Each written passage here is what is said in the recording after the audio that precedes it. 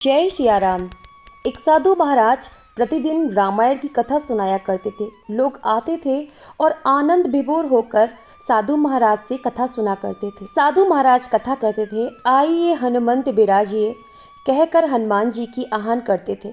फिर 1 घंटा प्रवचन करते थे। उन सभी भक्तों में एक वकील साहब भी थे, जिनका नियम था कि प्रतिदिन अपने कोर्ट से आने के बाद साधु महाराज की राम कथा सुनना। पर साधु महाराज का ये दोहा उन्हें हमेशा विचलित कर दिया करता था, जो था आइए हनुमंत बिराजिए। एक दिन उन्होंने उत्सुकता से महाराज से पूछा, महाराज आप प्रतिदिन हनुमान जी को आसन देते हैं, क्या वो आपकी कथा सुनने आते हैं? वकील साहब की बात सुनकर साधु महाराज बोले, हाँ मेरे हनुमान जी कथा सुनने आते हैं। ये मेरा व्यक्तिगत विश्वास है कि राम कथा जहाँ हो रही होती है, हनुमान जी अवश्य सुनने पधारते हैं। वकील ने कहा, महाराज ऐसी बात नहीं बनेगी। हनुमान जी यहाँ आते हैं, इसका कोई सबूत दीजिए। आपको साबित करके दिखाना चाहिए कि हनुमान जी आपकी कथा सुनने आते हैं। महाराज जी ने बहुत समझाया और बोला, भैया आस्था को किसी सबूत कसौटी पर नहीं कसना चाहिए। ये तो भक्त और भगवान के बीच का प्रेम रस है, व्यक्तिगत श्रद्धा का विषय है।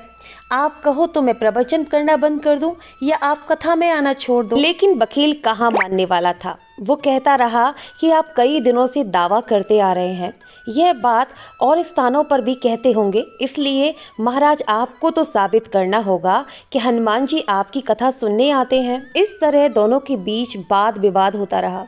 मौखिक संघर्ष बढ़ता चला गया। हार कर साधु महाराज ने कहा, हनुमान जी है या नहीं उसका सबूत मैं तुम्हें कल दिखाऊंगा और कल ही बताऊंगा कि हनुमान जी मेरी कथा सुनने आते हैं। जिस गद्दी पे मैं हनुमान जी को विराजित होने को कहता हूँ, आप उस गद्दी को आज अपने घर ले जाना। दूसरे दिन जब मैं कथा करने आऊँगा तो उस गद्दी को ले आना। जब मैं हनुमान जी को उस पर बैठने के लिए बोलूँगा, कथा सुनाने के कुछ समय बाद तुम्हें वो गद्दी उठानी होगी। अगर वो गद्दी उठ जाती है तो मैं समझूंगा कि हनुमान जी कथा सुनने नहीं आते।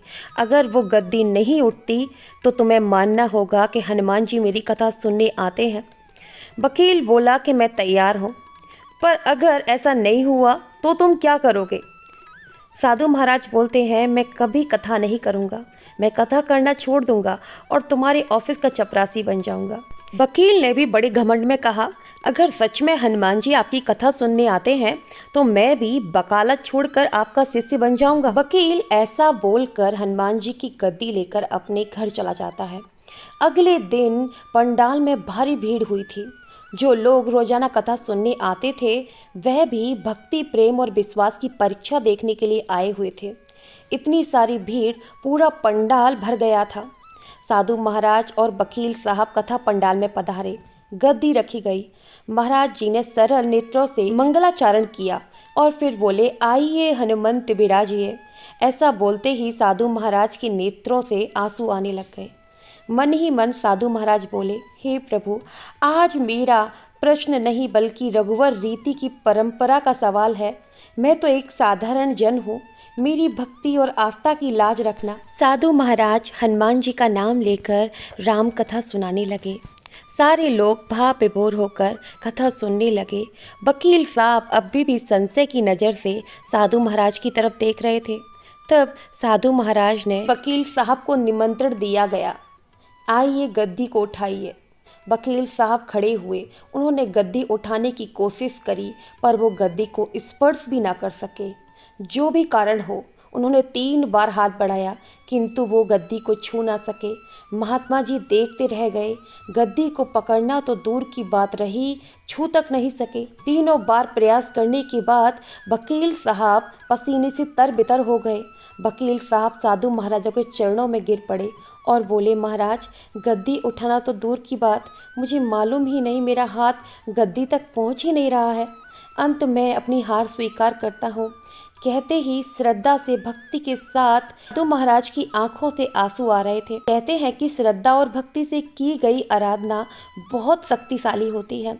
मानो तो देव, नहीं तो पत्थर। बोला जाता है जहाँ भक्ति होती है वहीं भगवान होते हैं।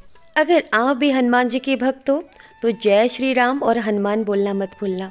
इस कथा को प्रतिदिन सुनने से आपके जीवन में चमत्कारी लाभ मिलने लगेंगे। जो काम आपके रुके हुए हैं, जो पूरे नहीं हो पा रहे हैं, वो बनने लग जाएंगे। जय सिया राम, जय हनुमान।